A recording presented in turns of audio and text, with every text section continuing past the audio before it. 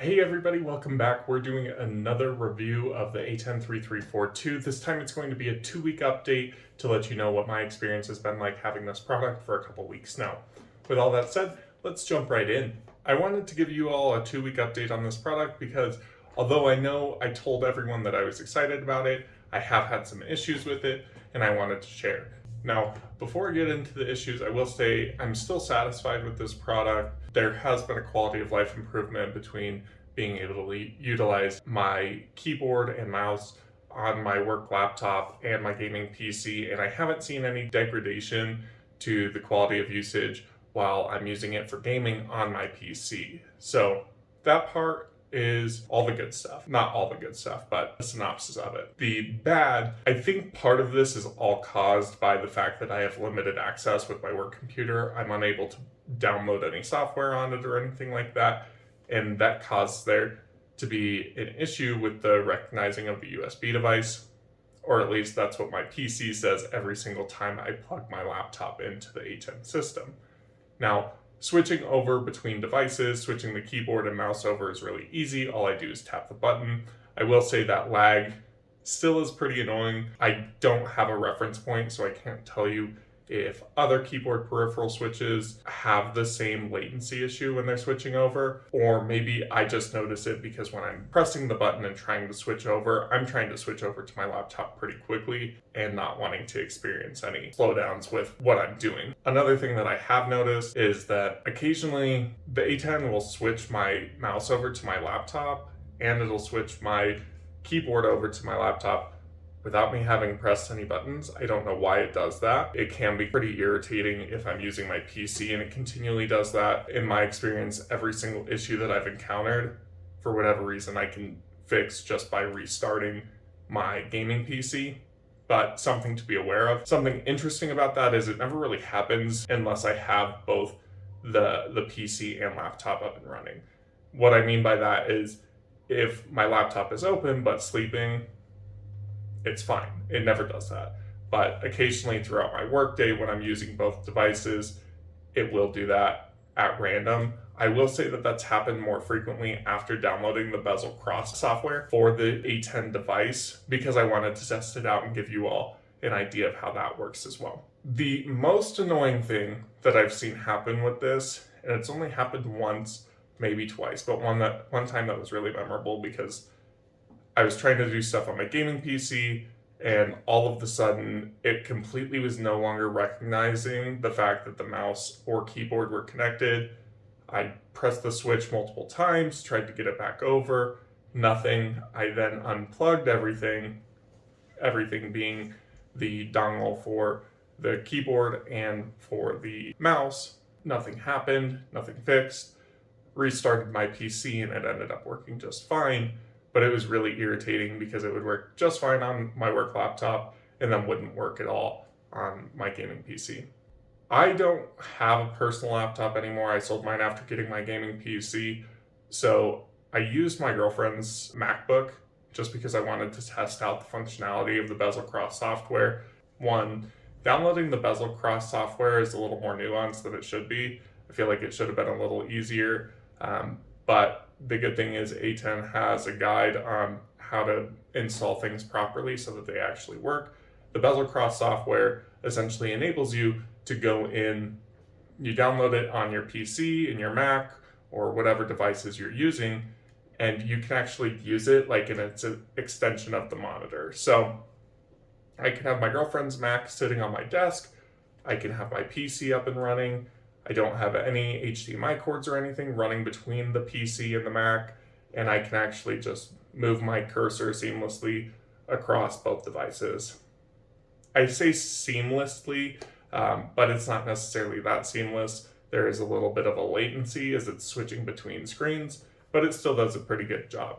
And one of the cool features is that it enables file transfers when you're going through and doing that. You can, in theory, drag files back and forth between devices as needed, and it'll copy them over. I had to tap back in here for a moment because I found two more things that drive me crazy about this software. I really just think the Bezel Cross software could use a lot of work, and I don't think it has a lot of support. So there are two things, and then there's one thing that's annoying about connecting Macs. If you're using a keyboard that isn't necessarily meant for a Mac, like this one, it tries to get you to register the keyboard so that you can use it. It still works even if you don't register the keyboard, but it wants there to be a button next to, I think, either the shift or control button on this keyboard. And so you can't set up the keyboard if you don't have a keyboard that's compatible with Mac. If you're a longtime Mac user, you're probably already familiar with that. I just think that's really, really stupid. That's coming from a longtime PC / Microsoft user, so take that with a grain of salt. If you're an Apple fanboy, I really don't care. Just something that's super annoying that you can't just seamlessly integrate all tech into your product. Anywho, back to the ATEN3342 stuff. The first thing that's annoying is if I'm running the Bezel Cross software, the mouse moves a lot faster, significantly faster on the Mac screen than it does on my PC screen. What's really annoying about that is my mouse is really, really snappy when I'm running it just on my PC. It works really quickly. Half the time I have to slowly move it around the screen so I can find it real quick if I've lost it. When I'm using the Bezel Cross software, I literally have to sit there and move my mouse like this to get it to move like 2 inches across the screen. That is super irritating. I have a DPI button on my mouse that I can press to increase the speed at which it moves. For whatever reason, that doesn't seem to work when Bezel Cross is running. So, one major annoying thing about running Bezel Cross while using a Mac and a PC on this. The second thing, when you're setting everything up, you have to enable the Bezel Cross software on both the PC and the Mac to make sure that everything integrates, right? Well, if you disable on the Mac prior to disabling on the PC, and I'll try to show it in a video because I did get it on camera. I just don't know how well you're going to be able to see it. If you disable it on the Mac, then use it or try to use it on the PC. If you accidentally slide your mouse too quick to the left side of the monitor, well, in my setup, I have the Mac to the left and then I have my PC to the right. If you move it too far to the left, it feels like it gets vacuumed over to the Mac screen, and then you can't push it back over to the PC screen. And then you have to press the switch 2, if not more times, to essentially get it to switch over to the Mac, because it thinks it's still on the PC. Once it's on the Mac, then you switch it back to the PC. Hopefully it worked and moved over to the PC. And once it's actually over on the PC, at that point in time, you need to make sure that you haven't forgotten to turn off the program. Otherwise, you can just end up in the same cycle.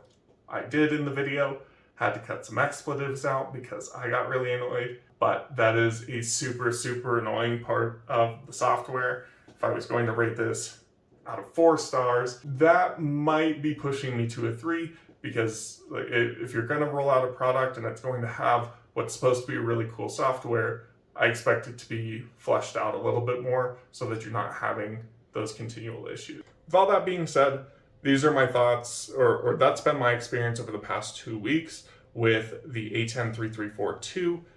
So far, I'm pretty happy with the purchase. I'm not quite as excited as I was when I first got it, just because I have had a few issues with it. Again, I think those are caused by the fact that I don't have all full access to my work laptop, and I think that's causing some issues with devices being recognized. But overall, still super nice to have, makes my life super convenient, so I'm not reaching over across my desk to try to type on a very small keyboard when I have a really nice keyboard and mouse with me. Let me know if anyone else has purchased this product and if you've had similar experiences, or if this is more of a one-off because of my laptop user permissions. And aside from that, I look forward to seeing you all next time. I do have some fun on the horizon. I have a Galaxy Z Fold coming, along with a Galaxy Watch and the Galaxy Buds Pro. So I'm really looking forward to those coming in next week. Please stay tuned, and I will see you all next time. Thanks for watching.